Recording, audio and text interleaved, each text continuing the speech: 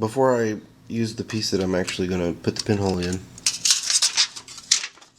I'll actually take my other piece and I'll use it to practice on a couple of times.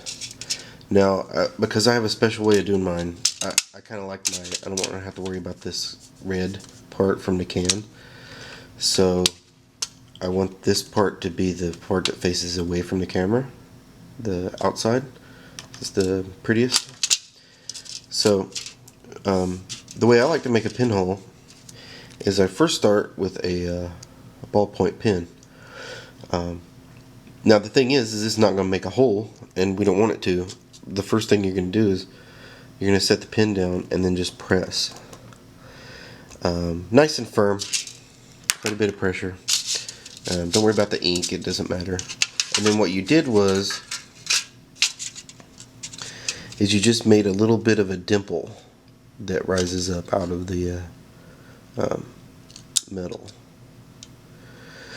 What that does is it actually stretches out the metal and makes it even thinner.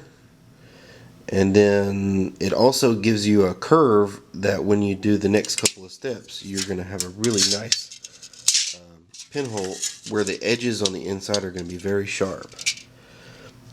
So the next step is, and this is why it really doesn't matter what size needles that I use most of the time, because the needle isn't exactly what controls the size of the pinhole.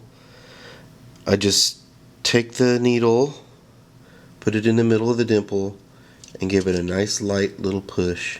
It doesn't take much at all, and what that does is it just barely breaks through that little dimple, and that gives you an opening, and it gives a lip in the opening for your emery paper to grab hold of. So then I use some this is 2000 grit wet dry emery paper. It's used for like wet sanding cars after you do a paint job and whatnot. And then I take my dimple that we just made with the hole in it, and I just start gently rubbing. So if I rub, and I'm not pushing, I'm really just rubbing very gently across that dimple, a little pimple. And what's going to happen is you're going to get the sharpest. Let's see if I can focus in on that.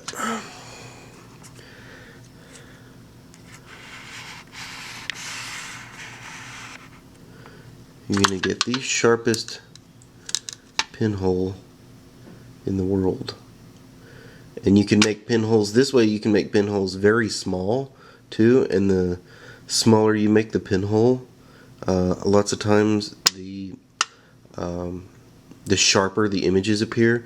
So this is always the way I do for my digitals, because the digital always kind of shows up the fuzziness more, and I get much sharper images with these pinholes this way, rather than just jabbing a pin through and then trying to clean it up, raggedy. So doing it this way, you're going to get a very nice pinhole, guaranteed.